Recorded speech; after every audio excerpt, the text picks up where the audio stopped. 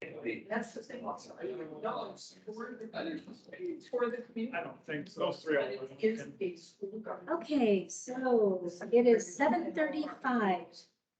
And we are back.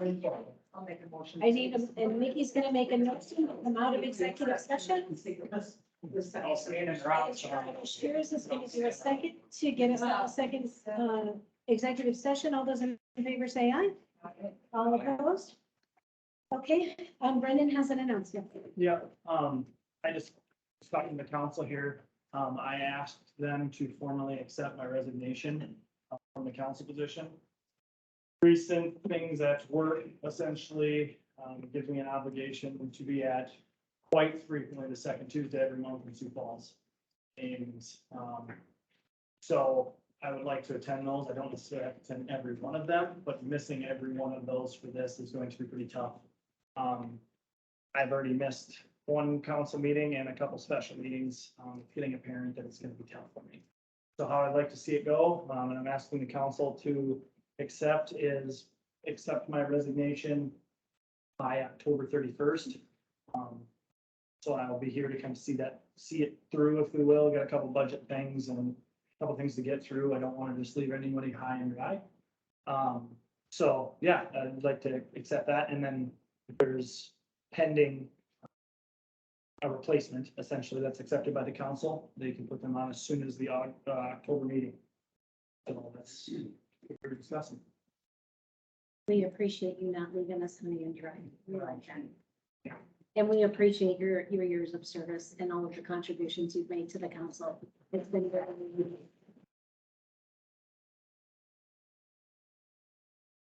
So it's not a motion I want to ask for, but we're gonna have to have a motion, right, to accept? I will make a motion to accept Brendan's resignation, October 31st, pending finding a suitable replacement to fill this void. That pending that we can appoint sooner, right? Second. Ryan is the second. All those in favor say aye. Aye. Any opposed? Motion passes regrettably. Thank you. So I guess we're on to old business. So we have a P and Z update, which, I mentioned a little bit earlier. On Phillips Crossing and Grant Park Capital, the erosion control, there really isn't an update because there's a lot of pending stuff. And so we're looking forward to having that at the next, planning and zoning meeting. But we keep this in old business, so that way you know that it's something that we're still thinking and talking about. And so that's why those updates will be there and continue to be there. Same for code enforcement. We've been in a process evaluation for code enforcement, and we have not come to any conclusions that we are in a position to vote on. So a couple of points of discussion, just so that you're aware, is that we're considering individuals that might do code enforcement. We're thinking about whether or not we want to do it in-house and have an employee do code enforcement. And we've also been looking at a third-party company to do code enforcement. We're still doing our due diligence, and we're really not in a place to present that to the council for a vote. So that's still a pending old business item. As far as the Sioux Metro Growth Alliance Advisory Board, as we know that we do need to make an appointment to be the representative on their board. And then we do need a backup. So do we have any nominations for that? I'd like to nominate Deb Kaiser for that. For which one? The appointment for the advisory board, Okay. SMGA. So Ryan is going to do a first, Nikki's going to do a second. Do we have any other suggestions before we make a vote on that?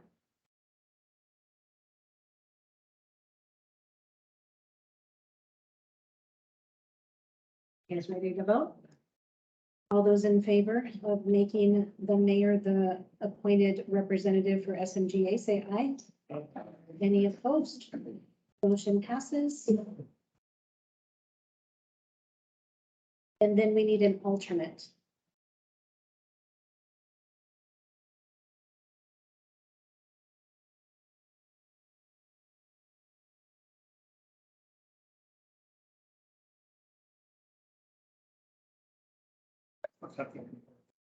That's volunteers. I can be back up. You want to be back up, Brian? No, but I can. I'll make a motion to appoint Ryan Good motion. as the backup. I'll cast them to get work. And then Nikki Wayne is the second. All those in favor say aye.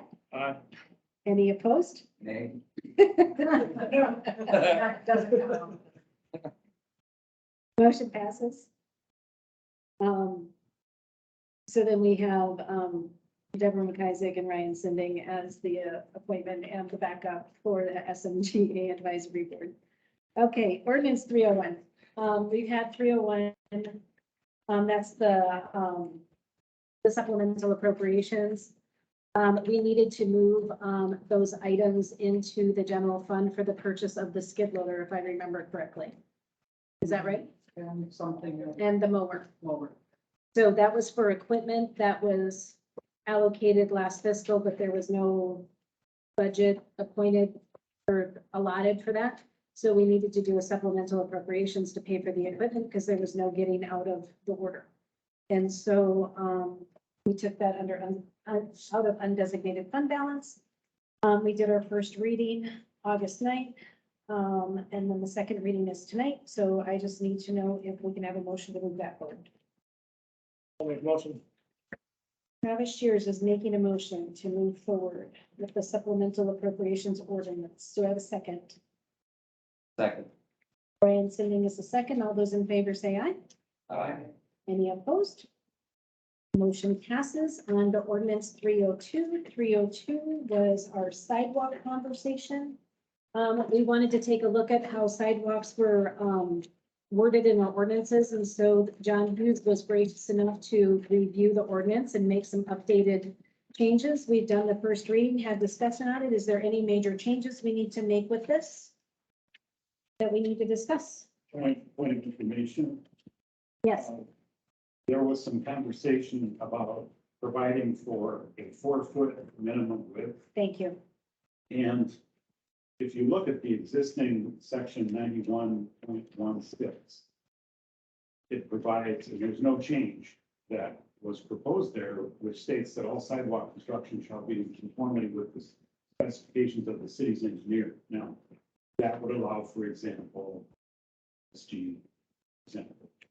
say, these are the specifications for sidewalks, which could be 4 feet among a bunch of other things.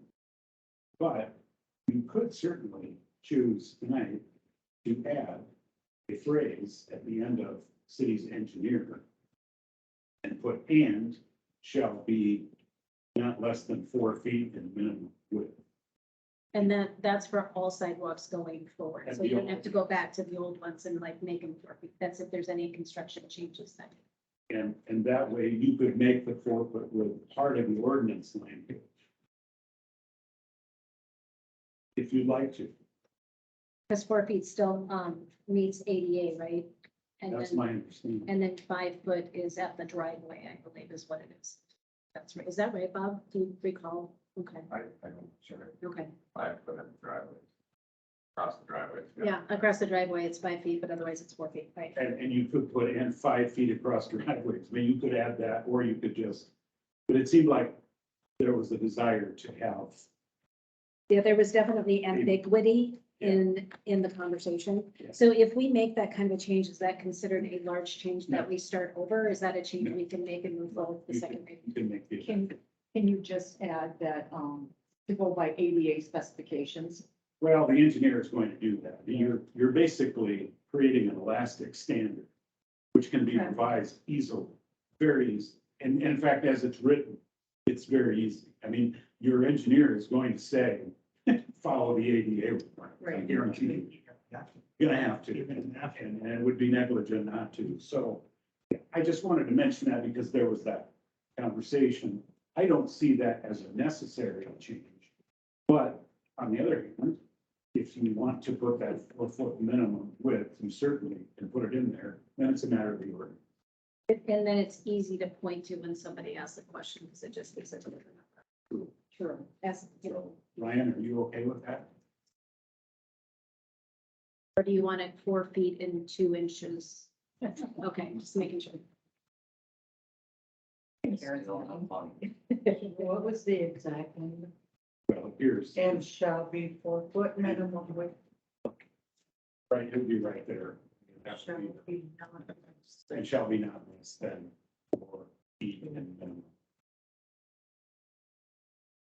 So then we need to make a motion to make that amendment. Do we want to make a motion for that amendment or do we want to go through it? Or like, do we want to make a motion for the amendment? Make a motion to amend, ordinance 302 to phrase, specs of the city engineer for 4 feet. 4 feet of width, essentially, And shall be not less than 4 feet in minimum. shall not be less than 4 feet in minimum width. With, Yes. Can you say that 3 times first? I measure. Do we have a second? Nikki Ryan's going to do a second. All those in favor say aye. Any opposed? All right, so now we've approved the amendment. What we need to do now is decide if we want to move forward with this ordinance as a whole, as amended, to move forward through the next step of the ordinance process. secondly, Yep, second reading. Make a motion to approve the second reading, ordinance 302. So Travis has made a motion to approve the amended ordinance to move through the second reading. Do I have a second? Second. Ryan Sending is going to be the second. All those in favor say aye. Aye. Any opposed? Motion passes 302, moves through the second reading and into the next step of the process. On to trees, because we love our trees. So now we have the ordinance of trees. There was also some question about the ambiguity, if that's possible for all the tree ordinances that we have, about trees in the boulevard. Because of the long-term effect on city budgets and maintaining streets and boulevard and how it affects streets. It was asked that trees would no longer be planted within the boulevard And And- utilities. and utilities, thank you. The adverse effect on utilities. And so then we thought it was useful to identify that boulevard trees would no longer be planted in the city of Baltic. Is there any other points of interest on that, John, that I'm forgetting? no, So it was more of distances from certain things as well as no longer allowed in the boulevard. And so with that, is there anyone that has any questions or further discussion on ordinance 303?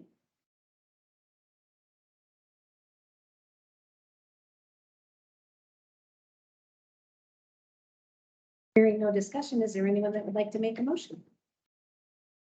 Make a motion to approve ordinance 303. Travis, you're so efficient. So we have a first on approving a motion, ordinance 303. Do we have a second? Second. Ryan Sending is going to be the second on that. All those in favor say aye. Aye. Any opposed? In 303, we'll move through the second reading, I believe we're at, the second reading, and move on to passage adoption and then into publication. So we're on to 303. So the next item of old business is, again, because we're taking the items in old businesses and carrying them through until they're resolved. And so phone allowance for building inspector, it's my understanding that we did some research on that. Linda, do you want to give us an update? We had brought up a month or so ago about giving our building inspector a $50 phone allowance because he is using his own phone. He doesn't use his business phone from Brandon, for inspections. I asked him if Humboldt was giving him an allowance and he said no. So Hartford is giving him a phone, but that job will be ending. So he's already carrying 3 phones right now, so I don't think he would want a phone. But it would be a nice courtesy to give him an allowance because he is so qualified and we're so lucky to have him as an inspector. So just as a reminder for those of you who don't know, Paul Clark is a very experienced building inspector. He works full-time for the city of Brandon. He also helps out other cities such as ourselves to help with the more complicated building inspections, because we do have staff that can help with the more easier things. And so Paul Clark is a very useful asset for us. And the majority of what he does is remote until he's on site making the approval, but he does a lot of due diligence until that point. That does require a phone and email and his computer. So it is definitely part of his responsibilities with the city of Baltic. What was the allowance that we We were talked about 50. for a month? Yeah. Okay, but how many hours do you think that he spends doing stuff for us on average? About 20 hours a month. So, Okay. But he's probably not reporting all his phone calls. Or do you think that includes his phone calls? yeah, he doesn't say when he doesn't say on his time sheet, but, you know, he gets calls, every builder knows him. Mm-hmm. So they call him for everything, It's true. yeah. And they probably, hopefully they call us personal. 15 or 50. 50. And I believe his billable rate is incredibly reasonable as well, isn't it? We're getting a good rate compared to some cities. And he tries to be really mindful about that and not make a trip in unless he knows it's necessary. Right. So that way he's mindful of the mileage as well. So which means that he's doing more on the phone rather than mileage. Coming back and forth. Yeah. Any other thoughts or questions? I was just trying to think of other things that we could answer. Trying to think how many hours someone he puts in. I didn't prepare you for that question. I'm sorry. Well, Linda, you have here on the payables that 225.50 for the week of August 15 that we're building an inspection, so that's right around 9. Yeah. It's inspection, exam, conference, yeah. So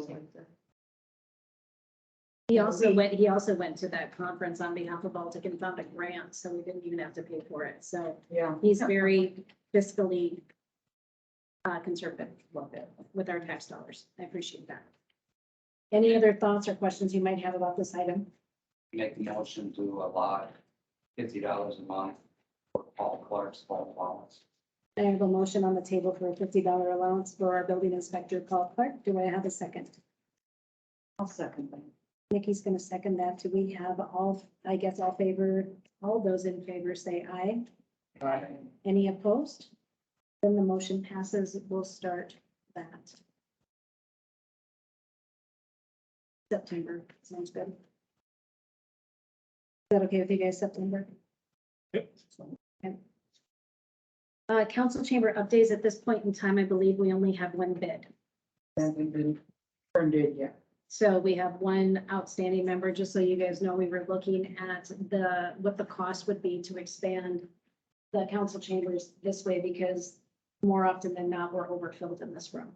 And so we were looking at that, and then also for other committee opportunities or different public uses that we could use for this space. Because that space is more storage than anything, so it would create a usable space, but we wanted to explore the cost to make an educated decision. So if you know anybody that has the skill set to do that and to create a quote, can you send them to City Hall? Because we'd love to have a couple numbers. So that will stay on pending. Do we need a motion for that to be on pending, or that's just informational? John, so we don't have to do anything with that? No, Okay. Now on to really fun stuff, garbage rates. So Linda made a garbage rate, utility comparison. Yeah, I tried to get, I know Brendan had asked, you know, what about if we didn't go up $5 or, so I have it all the way from $6 to $2. And no increase. So we start out losing roughly 4,000 a year, and I had to do some estimating. And then making from almost 30,000 down to making 7,000 in profit. Before the rates went up, we made 36 to 39,000 in the last 2 years, 20 and 21. So, I mean, we got used to making that profit, and now it's gone. So just as a little recap, because of the increase in diesel and the increase of our contract, because of cost of inflation, we've maxed out our contract with Garbage and More. And so we were looking at a potential surcharge for garbage service so that way we could maintain the revenue source that it has always been. And so we were looking at a sliding scale of what that means to us and what we could do with that.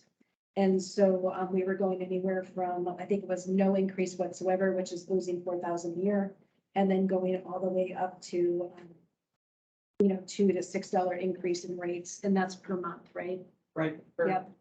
Per customer, Per customer per month. And in that conversation, for those of you who may have missed it, our rates are low because we can negotiate a lower rate for our citizens as opposed to if we just said, we don't want to do garbage anymore, then all the citizens have to negotiate their rates.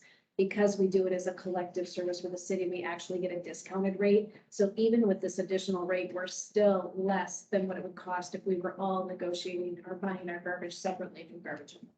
So I just want to be really clear about that. We're not doing a premium. We're still underneath what your home billing rate would be if we did it individually. Just so you're aware.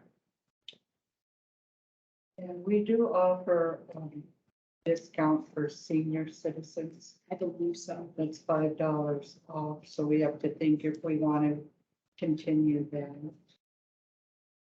I think that's always a good idea. Except for Deb. She has a lot of garbage. That's because my neighbors. Seriously, the question I wanted to ask is there a difference in rate for businesses versus household? Yeah, there's all kinds of rates for, And is there an increase point out that they're parallel to what Yeah. you're suggesting for households? yeah, Thank We you, I have, appreciate the. what I'm trying to think, they have those big bins, those big dumpsters. They have dumpster rates depending on the size and how much cubic yardage they are. and stuff. So Well, we those will go up accordingly. And then also we had talked about how the different services offer, the different garbage services offer different services. And we have found that Garbage and More is really the most flexible and flexible is probably the best word for it. Well, when you have different and varying garbage needs, they seem to be very helpful. The customer service is good. The rate is at a discount of an individual bill rate. So it wasn't a question of whether or not we want to change service. We were just looking at the current model and how do we need to adjust because we plan on that income year over year. And so we were just trying to figure out what to do. How often are we gonna have to revisit this? Well, we're locked in for 4 years. At their same rate, It except for. goes up every year. No, It does go up. Goes up 4,000. 4,000. So potentially we could be evaluating this again next year, but right now it would be a matter, since we're in budget time, Right. now's the time to have the conversation. When was the last time we made an increase to garbage rates for citizens? Any idea? I think it's been- Not since I've. I haven't recalled a conversation that I've I don't know. participated in. I think it was, we had the old company. Where we, Yeah, We got- that sounds right. Probably Yeah. just switched to no back. no back, Garbage that was, more. I think, given the time to switch. Yeah, because we switched. That was over 6, 8 years ago, right? Yeah, At least this is the the third contract. Okay. That's a good question. So any thoughts?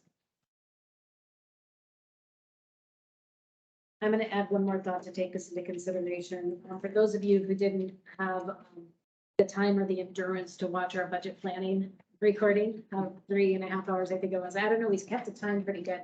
The city in its month over month general fund is sitting at, I think right now at about 190,000, if I recall correctly. A healthy city of our size should be more between like 500 and 700,000. And we do not have those funds there. So when we were doing the budget, we were trying to figure out where we could save off costs and be able to still build that supplementary fund in our general fund to make sure that we're prepared for any unplanned incidences.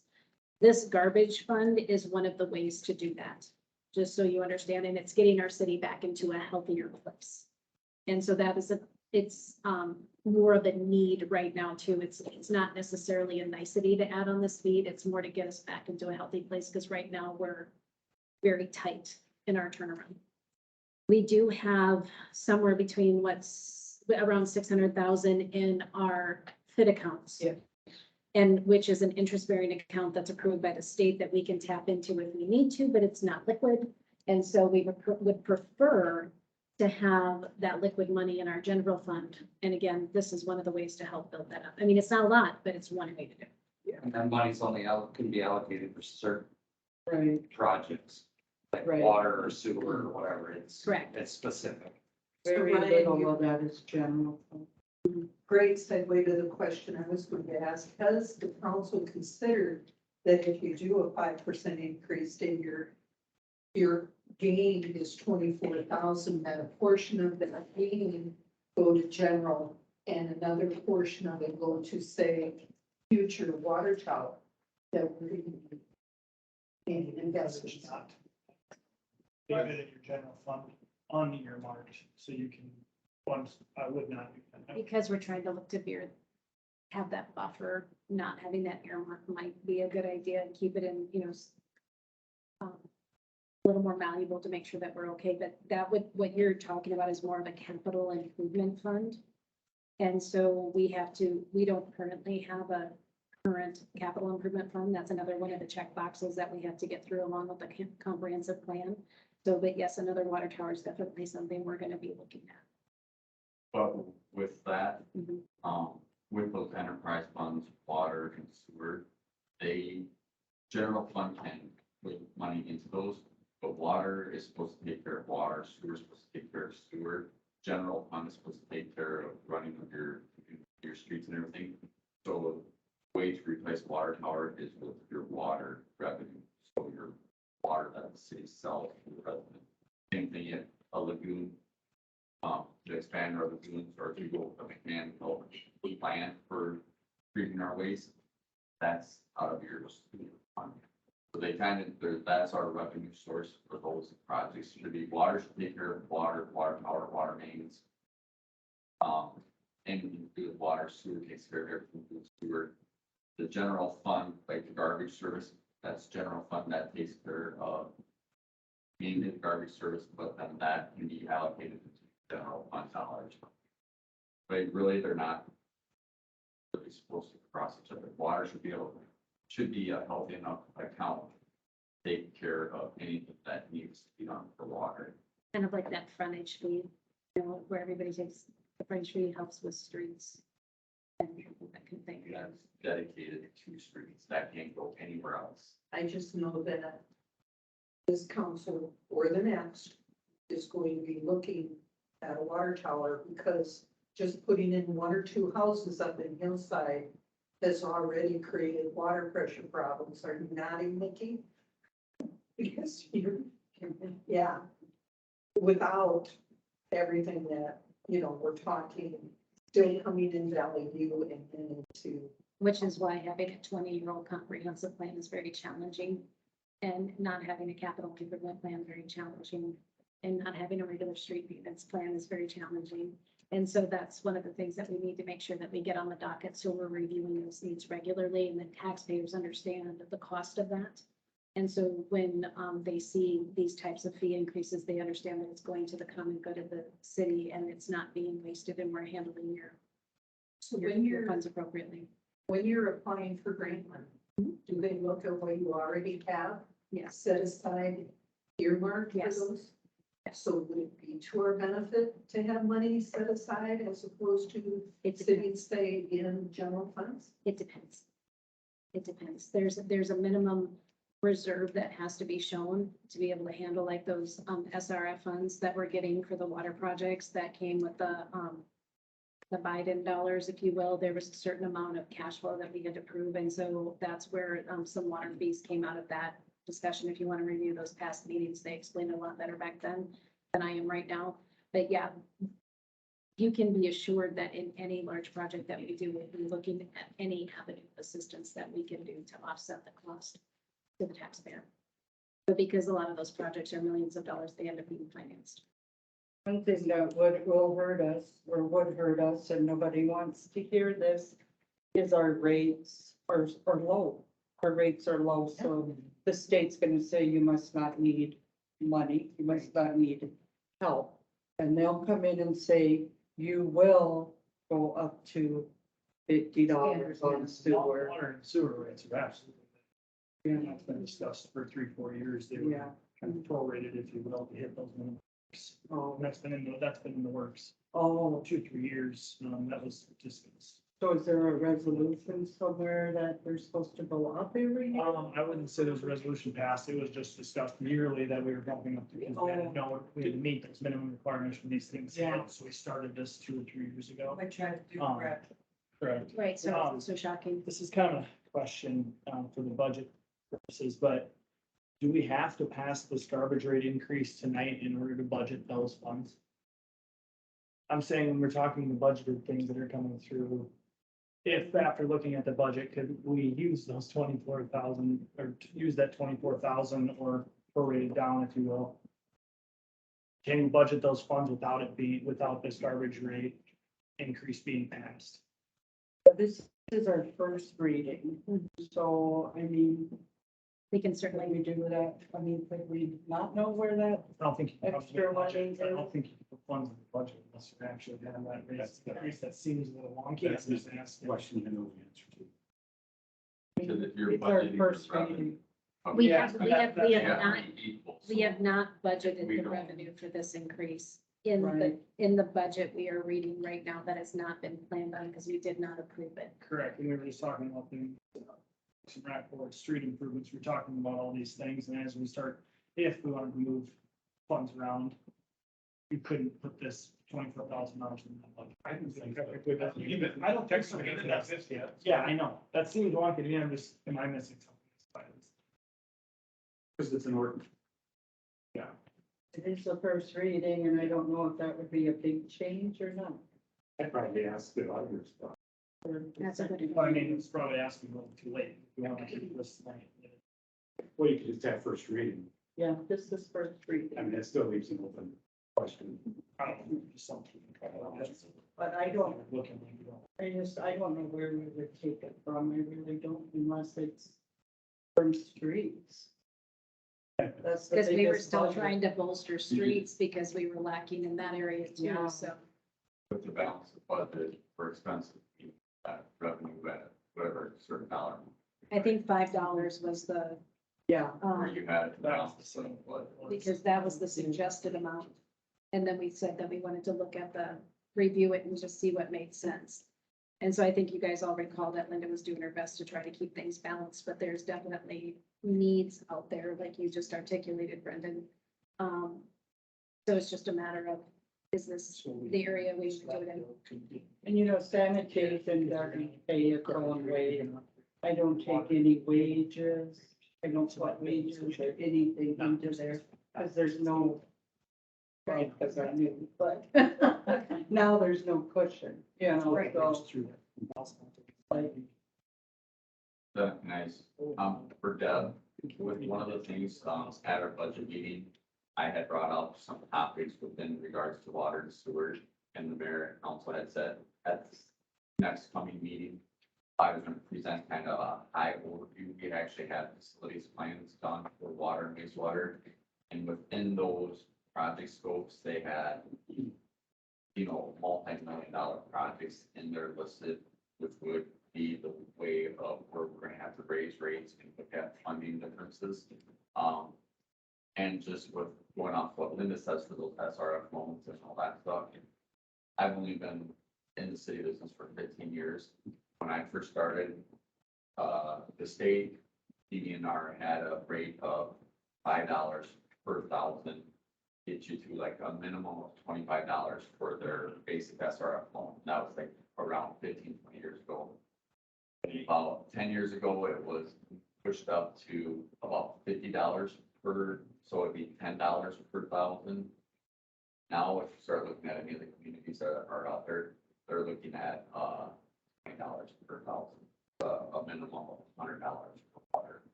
About $100 for sewer. Don't get me wrong, Brian, I'm not opposed to an increase. I think we've done real well with where we've been. And it's due and time. I was just asking the question because of needs that are going to become.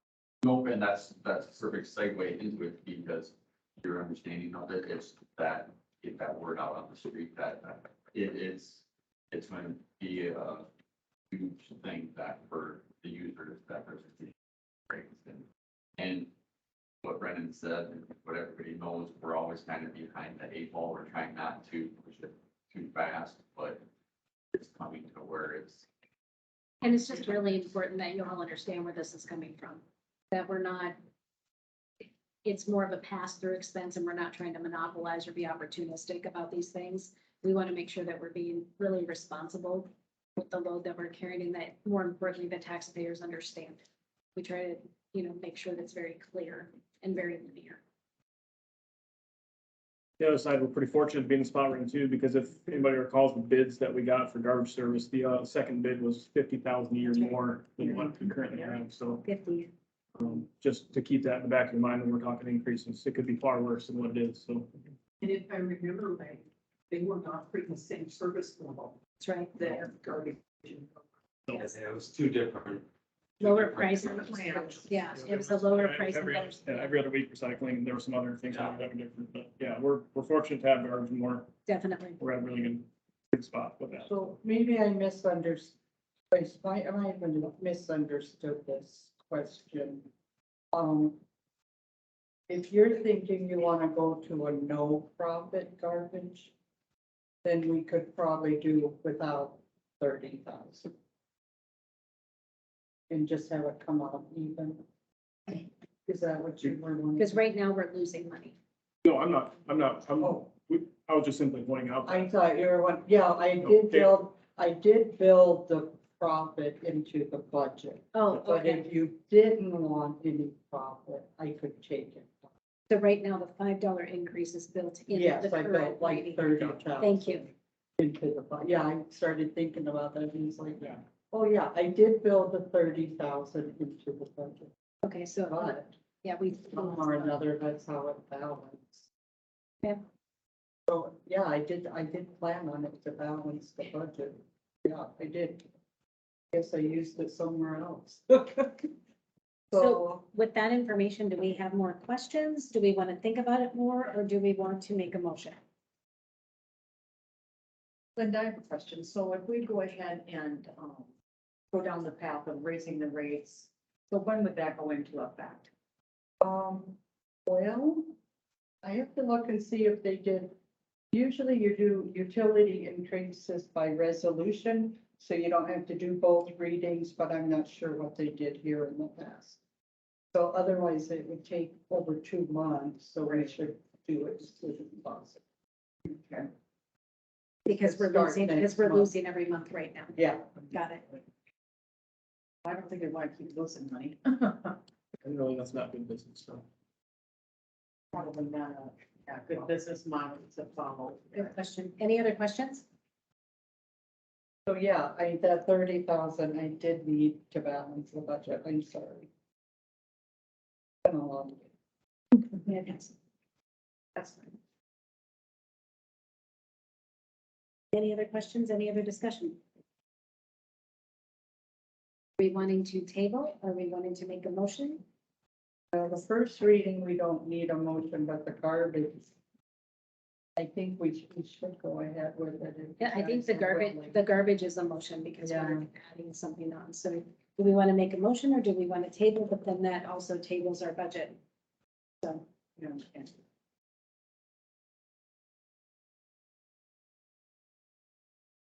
Well, nobody likes an increase. I don't want an increase, but it's a necessary evil. I make the motion to approve the $5 increase on garbage. do we have a second? I'll second. Travis is a second. All those in favor say aye. I Any opposed? Then you have your $5 increase in the first, so it can be part of the budget, the first reading of the budget, right? Yep, yeah. Okay.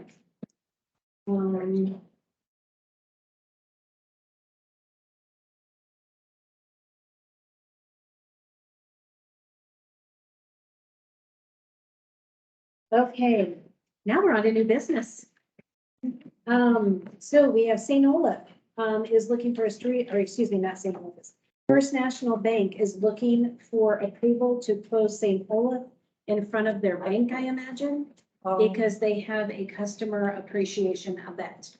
From corner of St. Olaf and Second Street to the east, stopping at the west edge of the library from 4:30 to 7. So right in front of Someday Cafe then. We did that Yeah, last it's week. going from Dawsonville, yeah. Great. Go east. Right there. What was the date? What was the date for the? September 26th, my birthday. Oh, happy birthday. Look, the bank is having a party for you, isn't that great? How many banks have parties for you? I'd make a motion to approve. I'll second. Brendan Tiedemann's the first, Travis Cruz is the second. All those in favor say aye. Any opposed? Motion passes. Then we're on to, did you look into the bid process, Linda? Brendan, Yep, I got Brendan and Travis. I'll compare with you too. yes, we have one bid.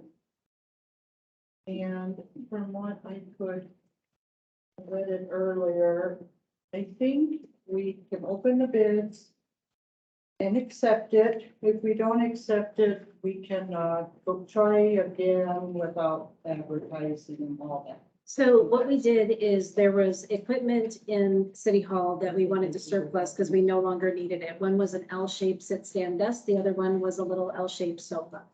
And so we had to research the surplus process, and apparently we needed to advertise it. We put it in the shopper, we put it, I think, in the Argus too, and then I put it in We- the Argus for a week. and then we also posted it on the website, so that way people were aware of it. We had 3 citizens give what they think that the stuff appraised for, because we're required to have a percentage of the minimum of what they deemed was the worth of those 2 pieces. With the items that we bought, the desk, I think, well, one was at 1,100 and one was at 1,200. It was what we spent on those 2 items. Yep. And so I'm not really for sure of what the appraisal was.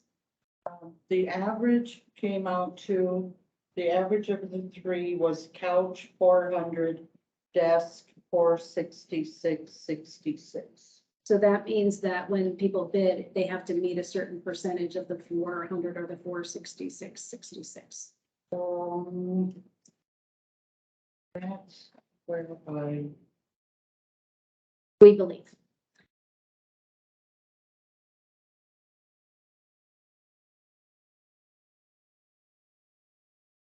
I think that was like the second time around. I don't.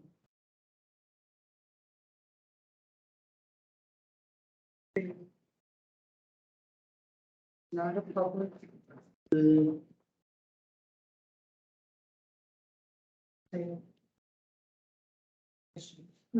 But I did not know it was different than this one. I was supposed to be first on your business for the ordinance review. Then on this one, it's at the bottom. Do you know why there's a discrepancy there? I do not know why there is a discrepancy there. There's actually a few things that are different. We can certainly bump you up. Very sorry about that. There's actually more on this too, the one that he has printed out. Maybe Let it's me just take a down look. myself, but just an FYI. No, that's cool. Happy to follow it. I didn't check the 2. Yeah, you're good. I'm like, I swear it was like. We just wanted you to be here. Yeah. I don't know I'm what not happened.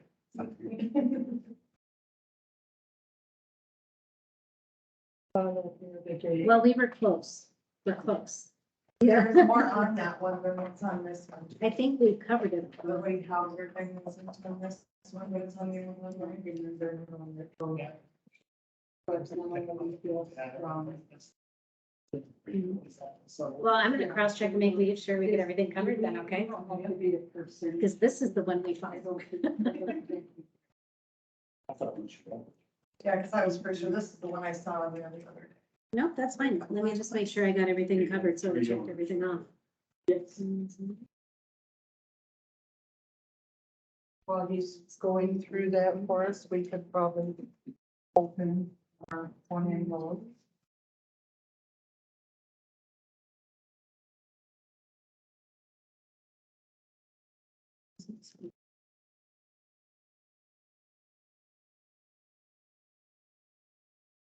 We open it and specified in notice.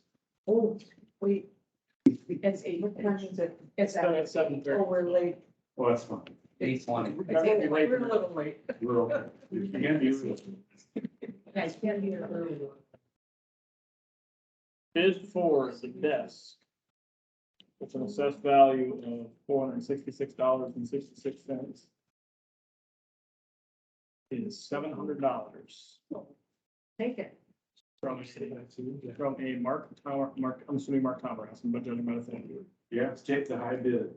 That is the only bid. Oh, that makes it really easy. Sold. You keep us track. Yeah, thanks, Sean.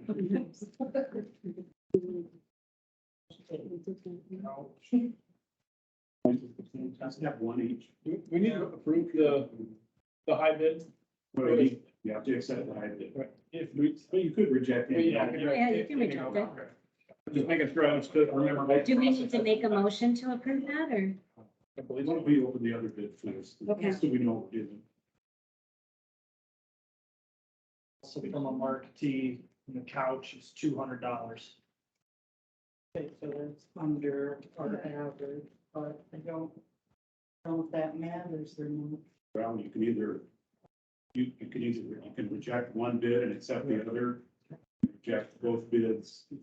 Or you can take both bids and then be done with this. Did you guys get that? My opinion is we take both bids and be done with it. What was the minimum required for both items? Or don't think See, there isn't a minimum. There isn't a minimum. Oh, okay. There was only 66 for both, and you got 900 in bids. You got more than what you're. Yeah. I mean, we're not selling property, conveyed by railroad. We're not selling real property.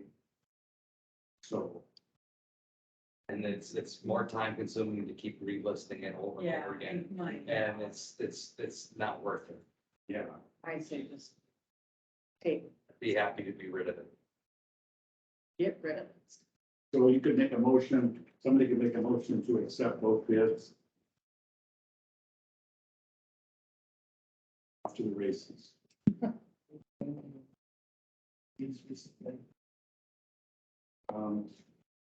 You see that, no. And the bid specs didn't require the deposit, right? Okay, so they either bring collected funds or they don't get stuff.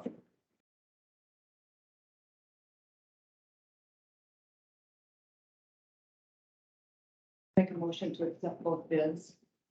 Nikki Lyons making a first on accepting both bids. Do we have a second? Second. Yeah, go ahead, Randy. Second. Ryan Sidney's got a second. All those in favor say aye. Aye. Any opposed?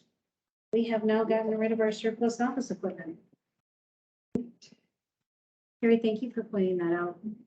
More room for the big. Again, her budget.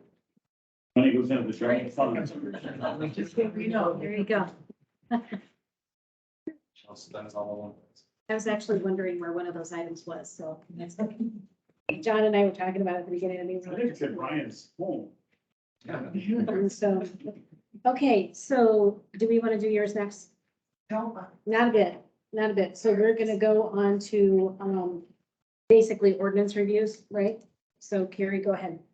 All right, Curie Styles, 202 Bonnie Circle.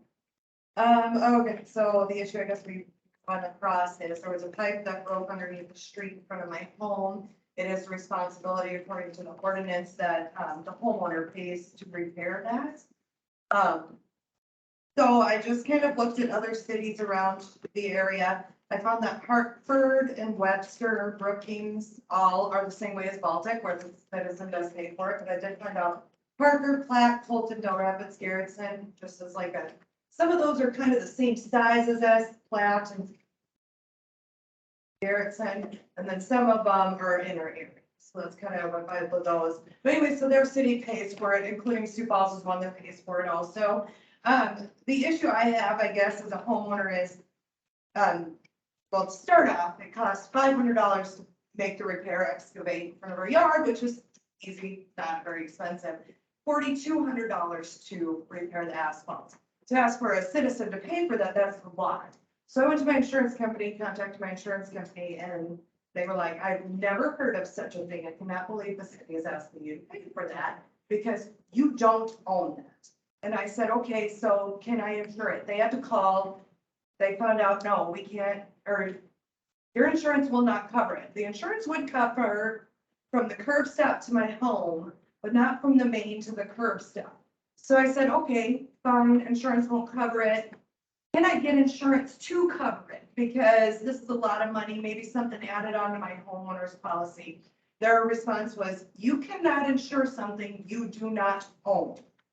So therefore, I'm like, well, how do I cover myself as a homeowner? Because almost $5,000 is a lot of money for a homeowner to just pull out. Plus we pay property taxes for the streets, for everything else. You guys, the city plows them, the city does everything else with them. Why wouldn't they do this? Also talking a few years back, the city did come through and replace Elm and the, Jans. Am I correct? And Douglas, which are all circles and areas right around our circle. Bonnie's circle and Richard's circle did not get touched at that time. They replaced sewer, curbs, drains, pretty much the whole works. Our circle didn't get done. And so then when they were going through and they were getting into my pipes, my water pipes and everything, they said, well, this sort of pipe is made to last 40 years. My house is 44 years old. It was probably about 45, 46 years ago. So keep in mind now, had they done it when they did all the other ones around us, we probably wouldn't be in the situation we are today because my pipes would be updated. So who knows if everybody else around my circle is going to start having problems, there's no way to say. But if the pipes were made the last 40 years, then they're going to start going. And now it's going to be at each homeowner's expense, you know, that can add up really fast. So that's kind of where I'm at, with all of it. I think it's a lot for a homeowner to have to take on no matter where they're at. Another thing I did find out is the main is across the street from me.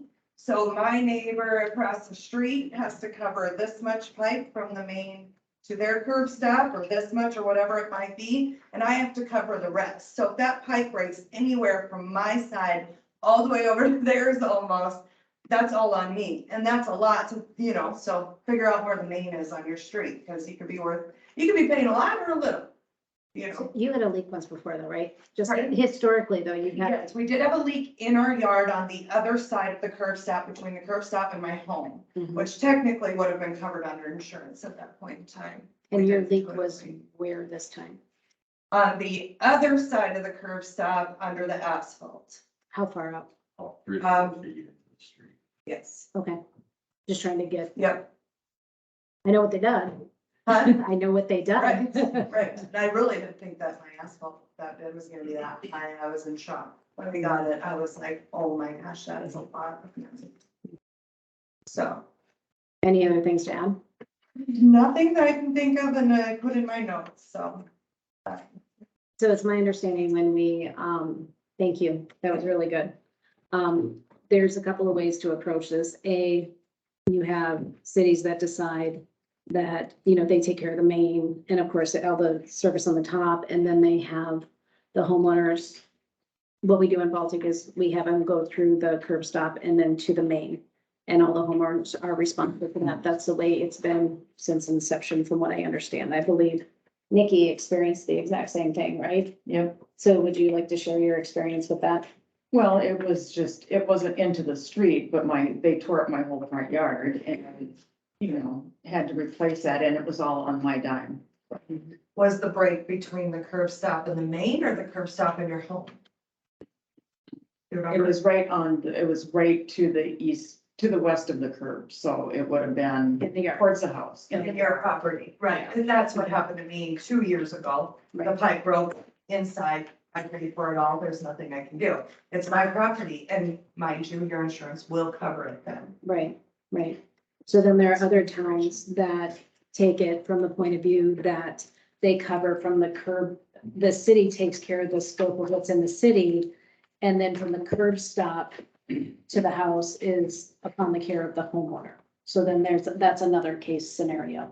Typically, it's my understanding when cities make the decision of off-putting, for lack of a better word, that expense to homeowners within the scope of the street, is primarily a financial decision because cities don't have a lot of money. It's a high expense. It's something that is more of an anomaly than a regularity. And, you know, but to Carrie's point also, if there is a comprehensive plan, if there's a street maintenance plan, if there's a capital improvement plan, which none of those really are timely or have existed in the city, then there are situations such as this that could be that case. other investigation that I had is that when situations like this happen, they consider it a one-off. But then if it happens more than once on the same street, then the council needs to take a look at it and figure out what's going on, and they probably have to replace that, which has been the impetus of other street projects that were not necessarily planned. Have I covered all the case scenarios? Is there other things that you are thinking of that I haven't covered, just to give the council? I can give you like the history of what That would- why Elm Avenue was done and nothing else at that point. When Elm Avenue was done, if anybody lived down there, it's a main artery for water to flow down, and it was always soft. It was a poor street Like a to river. drive down. Yep. At that point, we had our engineers look at what was in the first service lines, old clay pipe going through there Yep. for the sewer main, and it was a 4-inch water main. With just the way that whole area, the hillside addition is everything was almost an undersized for fire suppression was one of the main points. When we flushed our mains under there was not a lot of water flow. So we looked at upsizing the water main, turning clay pipe into PVC for the sewer. Mhm. At that point, the city invested a lot of money for storm sewer and then tiling in that area to help with the road surface from being broke up every spring, summer because of all the water pushing down there. Reason why water and sewer is down there was why we do a lot of our repairs is they pay for a lot of that infrastructure. So they pay for the asphalt on top of them when the city can't afford paying for a whole street. We improved the water and sewer. We were able to get grants and SRF funding to help taxpayers make it more affordable.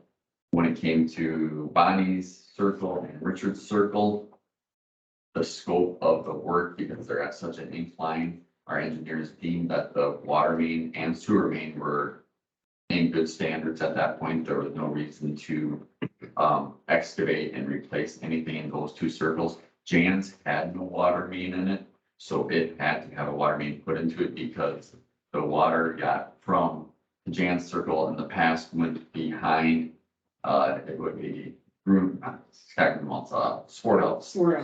And it went through backyards. It was literally probably 2 feet off of Cookie's foundation when they lived in Jan's Circle. There was a water main back there. The city deemed that was not, I don't even know if we had an easement back in the day to actually have a water main back there. So they did that. That was kind of the scope of why that money was put towards those areas and why Bonnie's and Richards didn't do it. The Oak and Douglas project, we had different pipe than what is Curie's was at hers. It was a thin wall. But we actually had 2 water main breaks on the same service line within 2 months of each other. So it was starting to fail in that area, and that's why that was put into a high priority to replace those streets that didn't, water main, sewer was not touched. I think at that point, it was just a mainly water project and street project. I think that was 2018, 2019. It was done after I left. So it must have been the summer of 2018. Could I ask a point of information? How common is it for a homeowner's curb stop to be extending out into the street? The curb stop is in the boulevard. The service line from the court to the curb stop is in the street to the main. And you have to dig that up? If it's broken between there, and the way our ordinance states, it's to the main.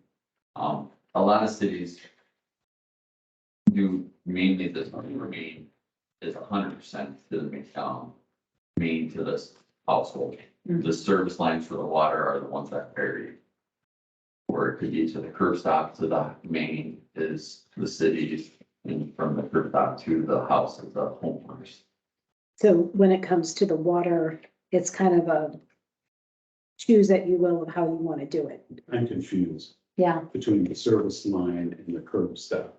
From the main From to the the main curb to the stop, curb the stop. curb stop's a stopping point, basically when it gets to your property. The curb stop of the home generally is covered, in the homeowner's expense. Okay, In other cities, it's from the curb stop to the main, where it comes from, that is typically covered under. but you have to dig into the street.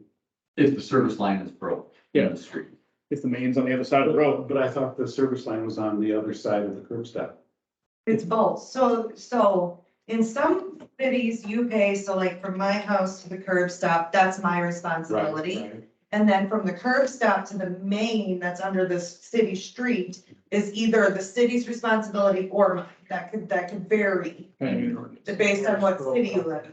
And that's all considered service line. That's a service line. It's all- But it's only the curb stop that the owner has a duty to keep in good repair and working order. But if you look at 50.11, it says all utility lines, repairs and replacements from the main to and including the premises shall be the responsibility of the property owner.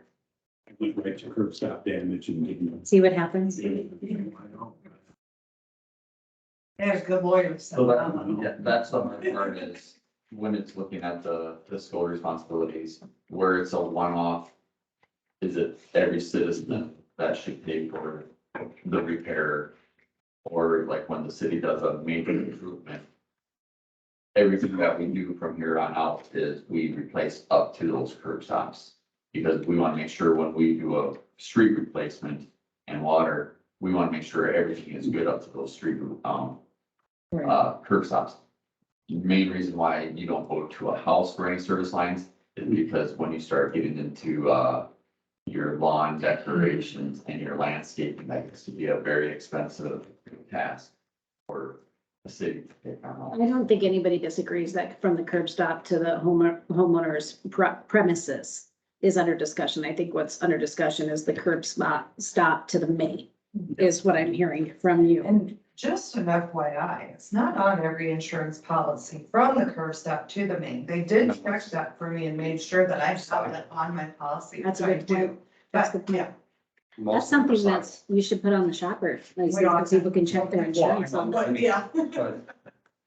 But, yeah, So we have a couple of decisions here. John, correct me if I'm wrong.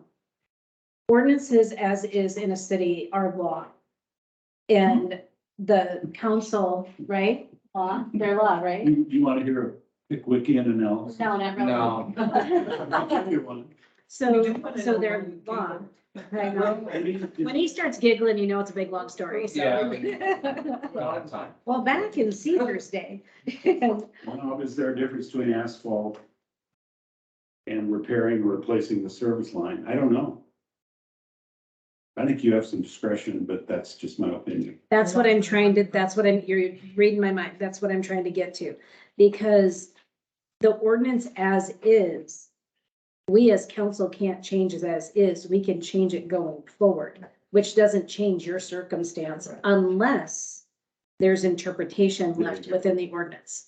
So if there's interpretation within the ordinance, then there's something the council can't do. If there is no interpretation in the ordinance, there's nothing we can do for you, but we could do things for future citizens. Right. So I guess now I, just making that as a point of information, John, I think we need to defer to you and, hey, we got two other lawyers in the room too, if you want to read an ordinance. And, Yeah, three. so, I mean, we all know that not all attorneys agree on things, but, you know, I guess the question stands is there malleability in this ordinance or is it clear? It seems fairly clear, I'm not a lawyer. I'd say The change. So if you have all utility lines, repairs and replacements from the main to and including the premises shall be the responsibility of the property owner. Does it address putting in new service lines and the requirement or the duty to replace asphalt? Lacey, can you, No, get that up on the asphalt. TV? The asphalt's not Do you addressed. remember how to do that or need some help? You can repair and replace service line, make repairs to it without putting asphalt over it. The issue I have. If you build a new house and put a new service line, is there an ordinance that addresses the asphalt for that? No, well, see, the developer puts the, at least the minimum amount of mat down. So if you had a bigger water line put into an existing house, is there any ordinance that addresses? Oh, I don't know. I mean, There might be, I know some cities have one. but- Then you could look at that to see what duty it is. I mean, I think so, and maybe it's a mistake not to talk about this, it's an executive session. I don't know. That's probably what your question is. At that point, on my standpoint of the city, I'd say if you want to do service line into your house, you're paying for it, or you're not. As line. And I think that was a lot of ordinances I I think that would be this thing. Right, like it was this, actually, a lot of cities did it where it's this much amount, because they don't want you replacing the asphalt. They want to hire the companies to do that, so they say, oh, if you want to add one, it's $2,500 or whatever. Like, Well, there's a case out of. But to be Pennington fair, County. the street is 50.11. responsibility of the homeowner, but then I think it has to be approved by Yeah, the city. No, I can't fire escape the asphalt. Unless they can see, yeah, explicit.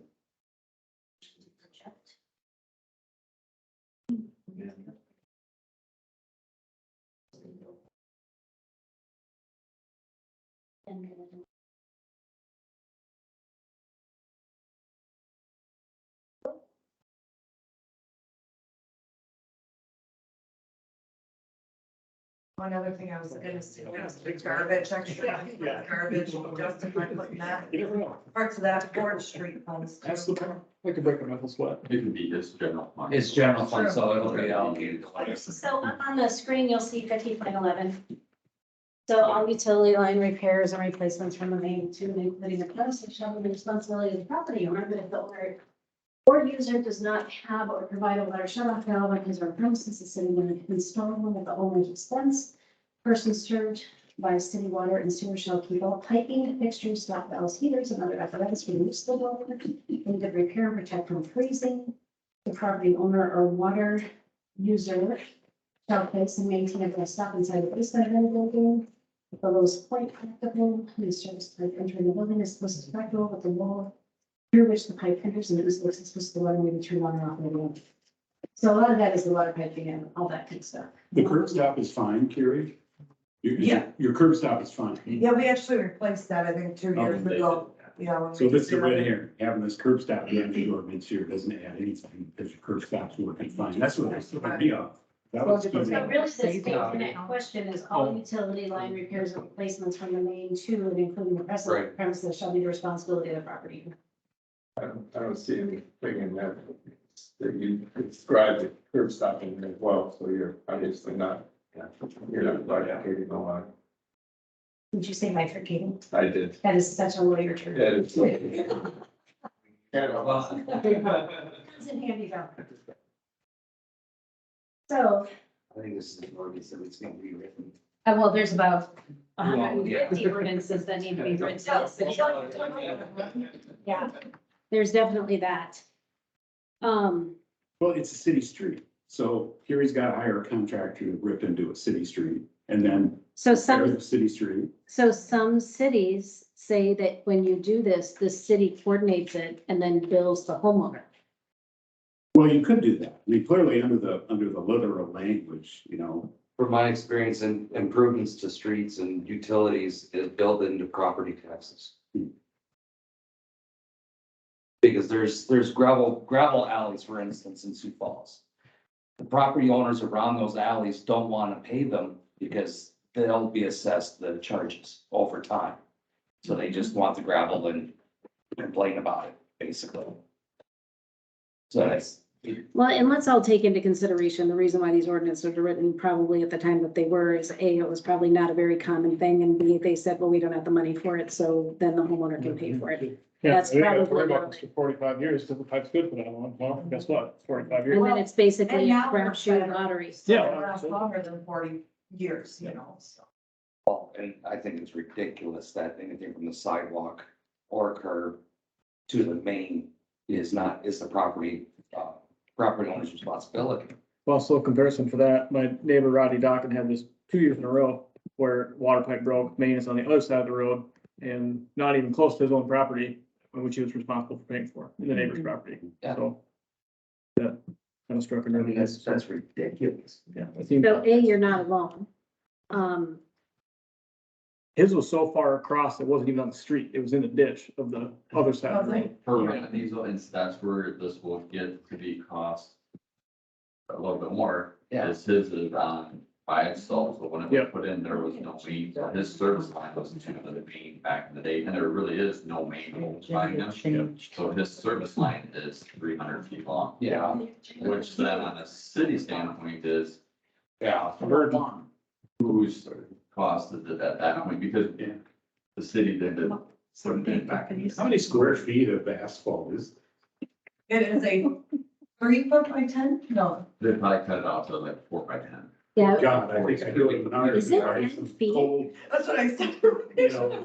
I go to Ace and get some ass cream. Or, For the ordinance, what's the requirements for replacing asphalt?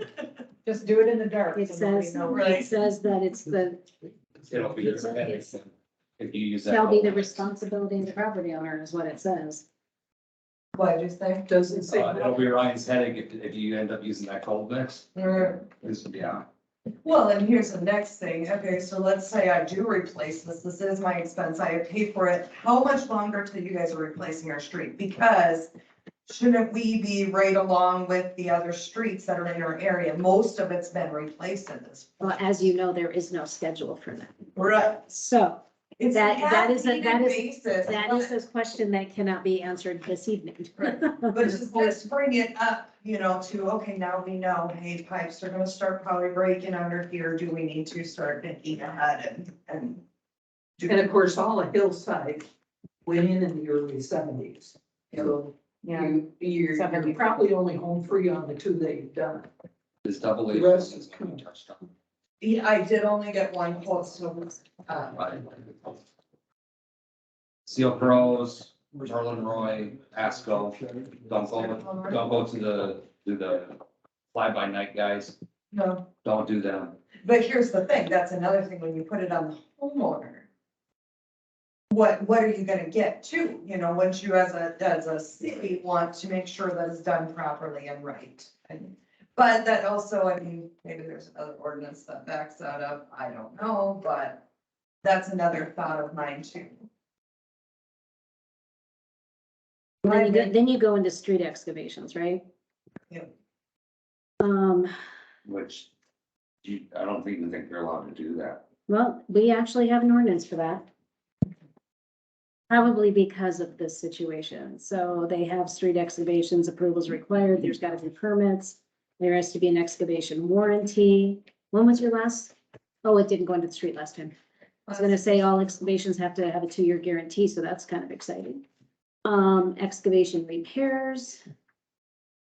Excavation inspections and excavation barriers, and nothing in here dictates whether or not a homeowner can or can't, it's just dictates the process of an excavation and construction. Let's see here, and. So yeah, the council has to decide what, if you want to consider this, if you don't want to consider it, if you want to evaluate it and take a look at it later. That is where we're at. Oh. I can still read that. Right. Sorry. You're just requesting the council. Did I miss something? It looked like Chinese. Getting hacked. It's outer space language, I don't know what it was. Okay, guys, what do we want to do with this? It's 10 to 9.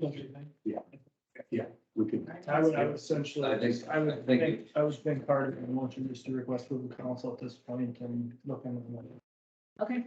When you say it's a section. I think that's the best way to go You about may that. wanna look at other ordinances. to That's, write yeah, it that's, better. Because, we have a couple of examples in there to compare it to. there's no motion. Looking to carry forward and move it to. So then we'll move that to old business and that Correct. long line of distinguished activities to do. Now, Period. as far as me with the ordinance, how does that work? I don't know if there's any malleability in that ordinance. That's what I was saying. The verbiage is legal counsel, essentially on the matter and. Or, open the ordinance for the situation. Would you allow John to do some more due diligence on that to see if there's anything else to be considered? Because on a cursory look, it looks like it's kind of is what it is. Yep, and it sounds to me like even people said it needs to settle more anyway, so it's got time for, it's not, it's. I don't know, those cones are pretty heavy. I was gonna say I drove in it like a week afterwards. Was that you? It was sinking away already, so I was like, yeah, it was small, that'll take a while. They went deep, so they play it was gonna. Okay, so we'll do our due diligence on Yeah. that. We did a wonderful job presenting it. I love active citizenship. It's a beautiful, beautiful thing. Case study of how to bring something to the council and do your homework. Good job, Carrie. Read all the Love that. ordinances, it's a blast. It is. It's about time, girlfriend. I found a lot of cities I like theirs, some websites, and I found some I don't. There's, I can't find it. Well, you give all those best practices and suggestions to Lacey, because we're taking a look at that stuff, so help save her some time and give her your suggested tips of what is user friendly. He's had a Rapid City, an issue that is analogous to the rest that I want to reread. So it may have some guidance. So more information. to come. Yeah. Okay, Sounds good. thank you. Thank you much. Thank you. Have a good night. You Thanks too. for sticking it out, even though we were operating off of two different Yeah. agendas. We're back on track now, everybody. Thank you. Good night. Okay, so from what I can see, yes, ma'am. Okay, I don't know what happened to the agenda. That's okay. We were gonna talk about cash versus accrual. Were we gonna do that tonight? So that we haven't answered, we talked about it and tabled it till a more public meeting. This is. You're right, that didn't make the agenda. So I don't know if that's appropriate. If not, So we need to add that to new business in the next meeting. I'm sorry. You know me, I gotta toe the line, right? Okay, so on one agenda, there was the 8 o'clock hearing for Mike Frerick Sunday Cafe for the addition of a property onto his liquor license. But that's not on this agenda either. That's, we have to go by the one that's posted on the website. Oh, it's not on. Which one is posted Yeah. on? What's posted? The on open meeting law is dictated by the one we put on the website. Okay, so what's next on the website?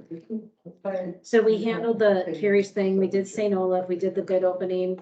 We need to do the 2023 municipal appropriations budget first reading, 304. Could this cash versus accrual be under that? You know what? It could. Because you want to move to cash, which We changes that. talked about that during budget. I'm okay with that. So the ordinance of 304 is our first reading of our budget. Thanks, Bob. In creating this, we definitely had a hearty discussion of cash versus accrual. And based on our conversation, the budget that was created was moving us towards that cash system. So right now, the city of Baltic is under an accrual system, which basically moves money. There's in a simplest term, there's a ton of adjustments. There's a ton of accounting adjustments in an accrual system, and a cash system is kind of like your checkbook. Money in, money out, real time, this is what you got. So the conversation basically in a nutshell was for the size city that we are, a cash basis makes the most sense. Because, oh, I love this. The main difference between accrual and cash basis accounting lies in the timing of when the revenue and expenses are recognized. The cash method provides an immediate recognition of revenue and expenses, while the accrual method focuses on anticipated revenue and expenses. And I don't know about you guys, I like to know where I stand in my house with my money. And so cash basis is something that makes it very simple for the taxpayers to be able to look at the budget and understand exactly where we're at. And since we work for the taxpayers, that's another added benefit of going to a cash basis. And when you get into the anticipated part, that's where all the journal entries come in and then it gets more difficult to. And in a conversation with the auditors also agreed for the size community that we are a cash basis would also make sense for the type of transactions that we do. So with that kind of due diligence, that is the reason why that is coming up for discussion during this budget conversation. Any more questions about that from anyone?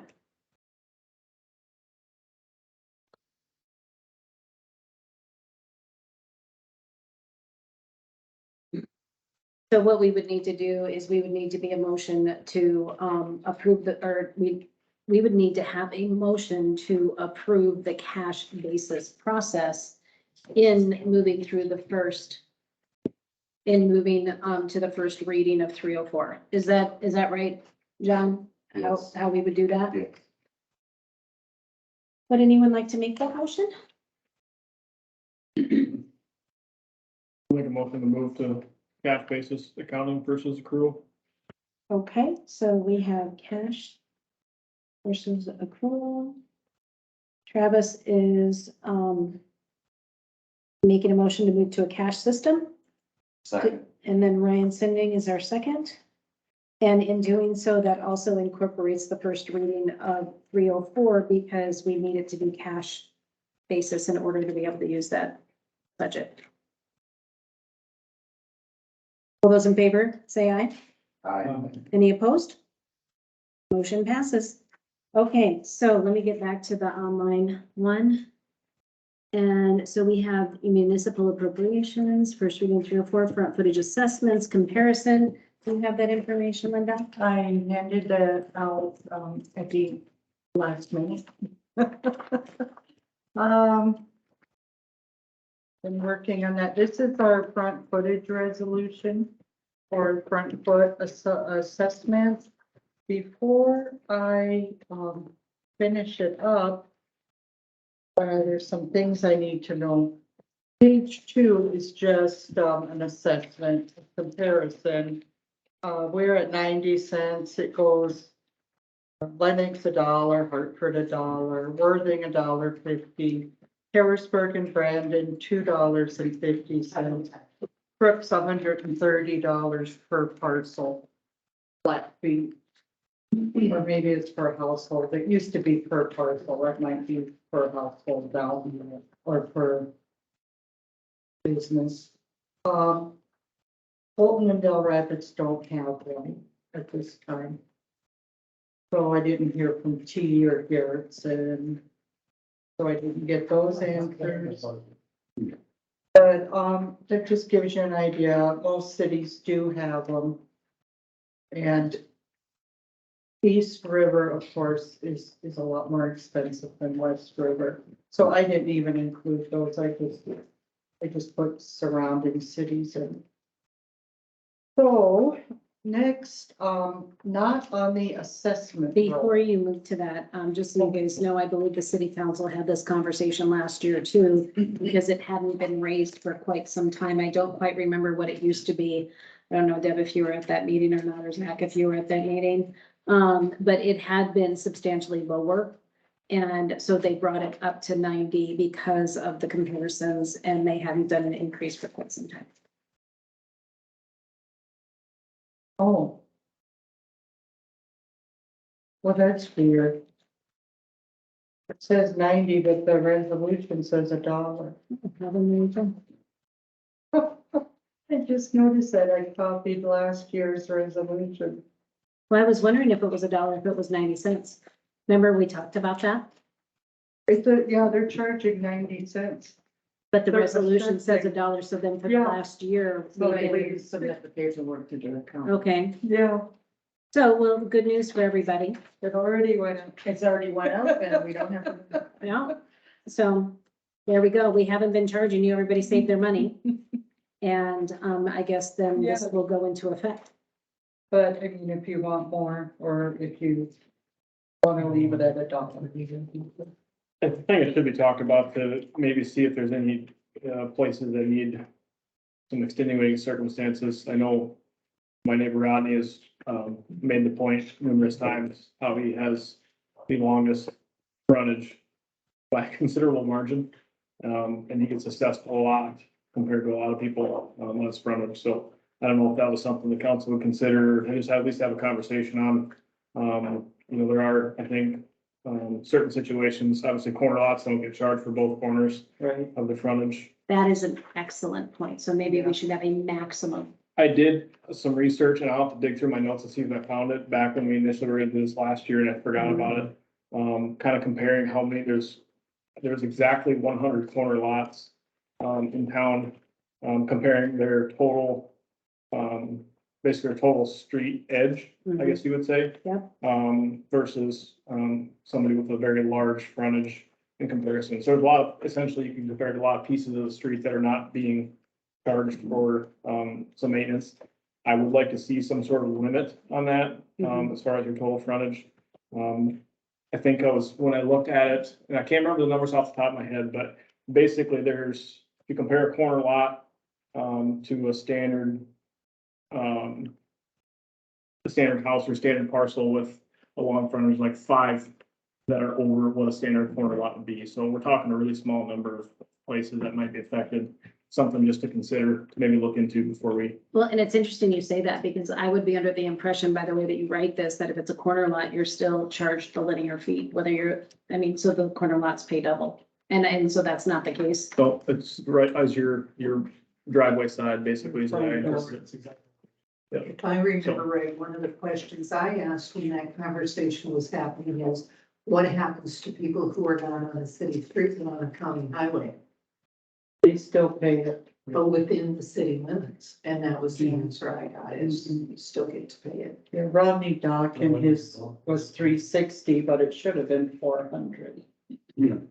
So he does probably have a high. Well, Travis, you've got quite a long. You do too. It's long. It's not as long as you think, actually, but it is, I mean, it is long. It was about the fourth or fifth longest, I think, when I compared. I was just hip shooting on Google Maps. but Yeah. Yeah, it's not bad enough where I'm concerned, but Rodney's it's a long ways. It is. It's a very Yes. thin, kind of an awkward shaped lot, so I It's a don't think triangle. Yeah, he gets kind of in a, Rodney's suggestion to Yeah, that it's a was to have every homeowner pay the same amount. right. And That was his. we did that in Baltic, in Crooks. How did that work? I mean, Fine. I think your general average of frontage really isn't that much different overall. So Yeah. probably not the worst idea in the You guys, world. that's worth looking at. If we can do a flat fee so people don't complain about the size of lot, that might be something worth looking at. Because there's gonna be a lot of We people have- paying 60 to 70. Because if they're not charging corners. And that's Because gonna go everybody up. has the same benefit and the same numbers. Right, exactly. So I think that we should take a look at that.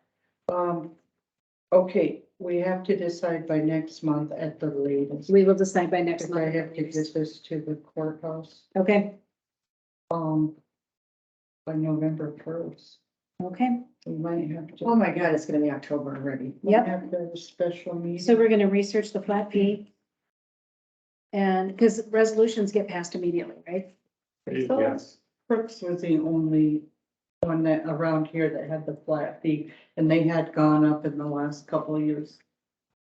They started at like 60 and now they're up to 130. Okay, so let's look at that. And then there was another Okay. question too on this, guys, just so you understand. There are certain people that are not on the roll and we needed to know, is it once it's occupied? Or if you have land on a street that's being maintained? Because this fee goes to the street maintenance. So it's Well- worth a conversation of, do we charge them if they are a landowner on a street that's maintained, or does it have to be an occupied and developed land? Well, all of these ones in yellow, well, I shouldn't say that. These, 46, Yeah. St. Olaf and Lovely, they should all be, paying, Yes, and then and now they should be. under homeowners here on Chloe and North 6 and South 6, those all have homes. And they're current, I think they're new homes. They are new homes. So I suppose they're a year behind in taxes. So, yeah, I was gonna add those. I don't know why these two properties, the big properties on Lovely Avenue, Hauser and David Dice, I don't know Well, that why. David Dice one is an open lot, it's an empty lot, right on the But corner.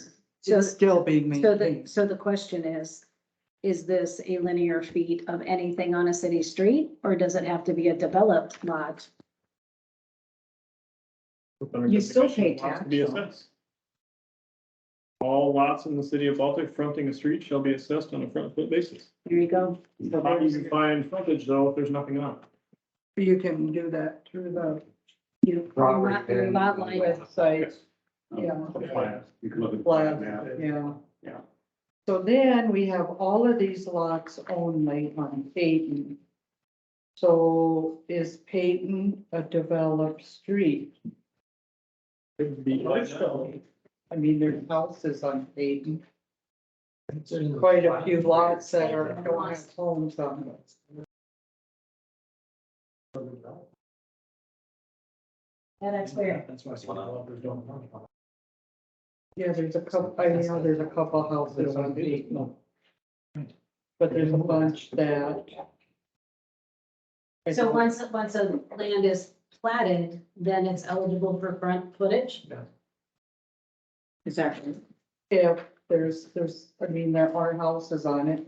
It's not one of the forbidden streets. Zach, you have something to say? So another special case here, so in the case of like, South Fifth Street, that's gravel, would that, what level of maintenance does that count as then? I have fronted along all gravel. really, maybe that's what. That should be double, I think. Don't My think. understanding is the township. They were on the list. The city's portion. But those are- I was gonna ask why. Well, I can just- but- They must not. I'd ask a question. It doesn't go off to that Well, line. it's probably no different than, Brand's dad who's assessed this All. frontage on gravel road for years and years and years. I'm sure it would fall in that same situation. So, and that's what we need to look into too, because remember, you have those houses that say that they've been, they have a double frontage lot, so have they been? Well, they probably haven't been assessed that because it wasn't in the city limits, but now that it's in city limits, is it going to be assessed? Well, And they're in even the the- city limits on one side. But then it's back on the back, you know, so. Yeah, so that's. So that's not exactly- frontage then, because it's their backyard, right? Right, Yeah. Correct. So Just like, answered your own you question. You don't get both, you get one, which is another case Yeah. for doing by yard. You Right. know, that's another case for that, because then you have, yeah. you're covering both sides without being nitpicky. So, Yeah, cause you know, if you had to double bill loan, that would be, Right, okay, so we have some more research to do. So are you thinking like on Peyton Street where there are a couple houses already up? Would the empty lots on that street be assessed? Well, and here's another thing, that development hasn't been accepted. As Peyton? I No, don't know. No, the development itself has not been accepted in the city. so even though there's homeowners living on those streets, because it's not been accepted and the city doesn't maintain those streets at this moment, can we You're not- assess you're not them with gonna the bill fee? somebody for that, you're not gonna, you're double dipping basically. You're not taking the responsibility, but taking the, Yeah, That's yeah, what I was saying to that's Lynn, back- I'm like, you're- I go, that doesn't seem right if we haven't accepted the development and we're charging frontage rates for those houses, Right. even though they are occupied, because we haven't accepted it as a city, that doesn't seem fair or right. Well, so we haven't accepted Peyton who's or maintaining- Chloe. We haven't accepted Grant Park or Phillips property. Right, So come winter. we okay, won't be- well, that answers that. So the until city we takes accept, responsibility of it. that's Seventh Street, Harold, Ronald, and then all those other streets you have in your note, right? Yeah, I know all of these are not, Yeah. So until those are accepted, I don't think we can charge a frontage rate. but I didn't know about Chloe or North Six for Well, Peyton. I'm very fair, I'm very fair. would be good. So, so tell him he got that, and I was thinking that, okay? Doesn't seem fair, gotta be fair. Okay, so Linda, you and I are gonna do some research, we'll get Ryan involved and figure out, and then we gotta get this approved in October. Ken, yes? Okay. All right. We good with this? We're gonna look at, footage, average footage, try to figure out a more streamlined way to do this, whether it's a lot fee, average fee, max fee. Cover those bases, okay. All right, so now we got, Well, if you're gonna do it in an average lot fee, I think we should look at a higher rate, just a little higher than $1. that makes sense. Because, I mean, how is it fair for the little guy that has this and the other guy that has this and they pay the same amount? for Well, of frontage? course, we need to make sure that we're recouping Yeah. the same amount of money, so we'll have to figure that out. Okay. You, You hate the idea of an average? so you want to be linear no matter How what? many people do you say on that list pay $60 or $70? Quite a few. Yeah, you're taking off a lot of citizens by reason. I get it, there's anomalies, I'm not saying look at a variant, look at a variant Most situation, but between 40 and 80. Well, I think that's what we need to show. We need to show what they pay and then show if it was average and show if it was by lot size and then just Well, figure yeah, out what that's you wanna do. But at the same time, somebody who lives on a cul-de-sac and has a pie-shaped lot, That would be me. you, young lady, have the same use of our streets that I do. who live In fact, on I a use it county more road. because I drive around more. So, That's what our thinking was before, even though your lot's bigger or small, your frontage is bigger or smaller, you all have the same ability to use the streets, so that's why they made it even at that point. Well, and I think one of the complaints or concerns was like those apartments. Like, how many apartments are there in those two blue buildings? 12. and there's a lot of wear and tear that comes out of that. On that street versus like my one car or your car. Or I my mean, one car. You know, and they're probably paying very little because they don't have much of a frontage. Yeah. Because they're kidding about this. Okay, so we'll do more research, play some case scenarios, we'll make a decision. But at least it'll be an educated one, so that's good. Okay, John, we got a Woody Harzer situation. I don't know if you want to talk about this or table it. It's gonna be real easy. There's nothing we can do. I've asked for the purchase agreement twice. I'm gonna call Woody Hauser in the morning. Hopefully I can get it from him. I can't opine on something when I haven't seen it. It's all right. Okay, so just so you guys know, Woody Hauser owns lot 75, which is the middle lot on Lovely. You know, you have David Dice's lot, Woody's lot, and then the one that's, yeah, the one with sign on it. Thank you. And he put down earnest money when he bid by sealed bid for the corner lot of the city. When that didn't go through, he lost his earnest money. That's been sitting in Tom Freeberg's account, the previous city attorney, and he keeps calling John saying, hey, I want to give you this money. And John's like, I can't take the money until I see the purchase agreement, so I have the documentation to tie to the check. And so we're still waiting for the purchase agreement. So once he has the purchase agreement, then he can accept the check and deposit it. But at this point in time, he has it under lockdown with a guard dog and nobody's touching it. And all that means if it's deposited is that it's in my trust account. Exactly. Instead of it's- So would Tom Freeberg have that purchase sent- agreement? He sent me yeah, well, yeah, I've asked for it twice. He had the check. I think it was in call Hauser and asking for it. Yeah, so we just need to get the documentation. So wait a second, so Woody owns the center lot and this money, this down payment is for the corner lot Well, because he did a sealed bid, because the city was gonna sell it on Sixth and Lovely. on that corner lot, because they said they had 6 or 7 people that were really interested in that Yeah. lot, so then they had a sealed bid, but only one person bid for it, and it was Woody Hauser, who coincidentally also was the landowner of the middle lot.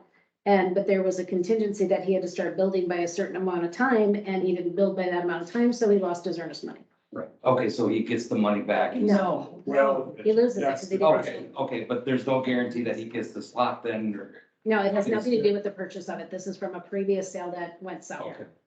Yep, previous sale that went south. You're talking fast. Sorry, I know, it's getting late. It's after many. It's after 9, it's getting late.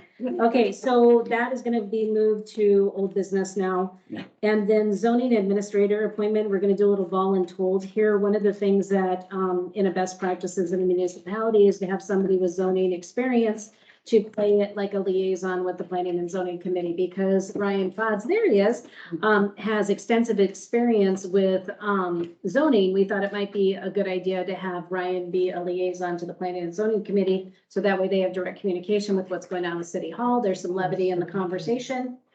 And so that would be our recommendation. You should bring that to Madam Mayor's attention. Okay, Uh-oh. I don't know what happened. On the posted agenda, Linda just handed me, there's an item, Roman 8D, 8 PM liquor license property edition, Someday Cafe. Yeah. All right, so let me explain what's going on here. By open meeting law in the state of South Dakota, we are required for every city council meeting to post it at the location of, the headquarters of City Hall, which is usually the window. But then if you have a website, you're also required to post it on the website. So because we had it posted on Friday and then there was a couple other things that came in, there were some changes. So changes were made on the window, not on the website. And then what was printed was an error, a clerical error that we got. Yeah, I don't know. A previous, the Friday version, because I believe the packets were made on Friday, where the changes were made, I believe. Because I remember you said you were making packets. And so, so by open meeting law, I'm kind of at in order to be fully compliant to open meeting law, we should probably cover all the items that were on the window and on the website, just so we have our bases covered. Correct? I could agree with that. Because the default is the physical agenda. And then it says in the state law, and if you have a website, you should post it there as well. So, if there's an outstanding item on that we haven't covered here, because I just need a motion that, I would like to recommend Ryan to be the liaison for planning and zoning, to appoint that, but I need your guys' approval to do it. So can I get a first? I'll make a motion. All right, so Travis Shears is gonna volunteer Ryan to be the liaison to planning and zoning. Can I get a second? Nikki Oyen's gonna be the second on liaison to planning and zoning. All those in favor say aye. Aye. Any opposed? Motion passes. There you go, Ryan, you get another job. And, Congratulations, Ryan, you'll be a fine. congratulations. Volunteer. Yeah, more stuff to do and no more pay. There you go. We're so happy you came back, by the way. All right, so the outstanding item on the window agenda is the permit for Sunday Cafe, because, Liquor, it's called a liquor license transfer. They bought another building and, we are beside their existing building.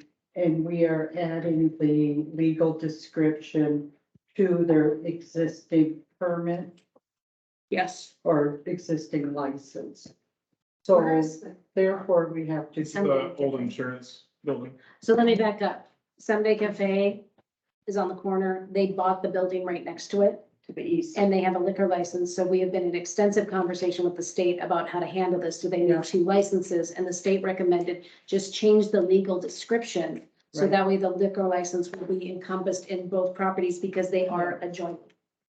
They are going to be joining. And it's actually an operating agreement. It's not a license. The state uses all the same license terminology, but Baltic is one of the few local option communities in the state. What does that mean? So That means everybody that understands. Baltic holds the liquor licenses and they issue Yes. operating agreement Got it. and profits from the sale of malt beverages or alcohol, Based on how the agreement which is is written. their right to do under South Dakota law. Brookings is a local option community. And I think, is it Coleman? Not sure. Coleman. Molten ads is still that way. Colton, okay, thanks. Colton is local. So it's fine to say liquor license, but it isn't a license. I It's an wonder why operating- it said It's very operating confusing. agreement. Yep. Yeah, It's an operating. I hadn't heard that before. Yeah. So basically, we're agreeing under the conditions that we have the authority to do so, Yeah. to change the legal description of this operating agreement, so that way they can serve liquor in both adjoining buildings. Yes. I will make the motion to accept the operating agreement. Second. So we got Travis Shears, second is Ryan Sending. Anything else, Linda? Yes, I'm sorry. Also, there is a $75 fee for the state and from this, for the city, that goes to the city. And I would suggest waiving the cities. I can't waive the state. We can't waive the state fee, but we can waive the city fee because it's simply extending the current fee that he's already paid, Yeah, right. is what it is. I'm adding that to my motion. So then Travis, we have a motion on the table to waive the $75 fee, city fee. And to approve the restatement of the legal description in the operating agreement. Second. Ryan Sending has a second. All those in favor say aye. Aye. Any opposed? Motion passes. Perfect. Let's check all the agendas and see if there's anything else we missed. Bunch of continuing. Technology is a wonderful, beautiful thing. Okay, is there any other council or mayor updates that we need to share with anybody? I think we've covered most of it through the course of the meeting. As far as an appointed member of the council in my place, what do they need to have in order to be appointed? You need to be a registered the- voter within the ward. You need to live within the ward that you represent. Yes. You need to be a registered voter and call City Hall and expressed interest. And eventually they'll have to talk to me because I have to make the recommendation. And then the city council approves. Thank you. They need nerves of steel, patience, Thick hide. and the patience of Job. Yeah. The street. Can't do that. What is the red? Yeah. Are there any other outstanding items that we need to discuss between the council and the mayor? And next month, we're gonna start the maintenance update, because Ryan loves talking and I feel so bad not letting him talk. So you're tabling your update? I don't have anything that I haven't already discussed a lot of. And so we have safety meetings tomorrow night. Everybody's welcome. Gonna talk about Lovely Avenue and different things that we can do to try to make that a little safer for the tots. And, other than, Sorry, is that here? it is here. At what time? 6? I don't know. 6:30. I'll be here. I don't know, Deb, when was it? Let me look. I will not. I will answer that. 6:30. 6:30, thank you, 6:30. So that will be tomorrow at 6:30. We'll be talking about streets. It'll be super fun. It will be recorded. So that way everybody can't make it, because I know you're dying to watch another meeting. You can watch the recording. It'll be on the website. Okay, any other updates? Make a motion to adjourn. We have Ryan Sending making a motion to adjourn. Do we have a second? I will second. Travis Spears is a second. All those in favor say aye. Any opposed? This meeting is adjourned. I will get the recording on the website post haste.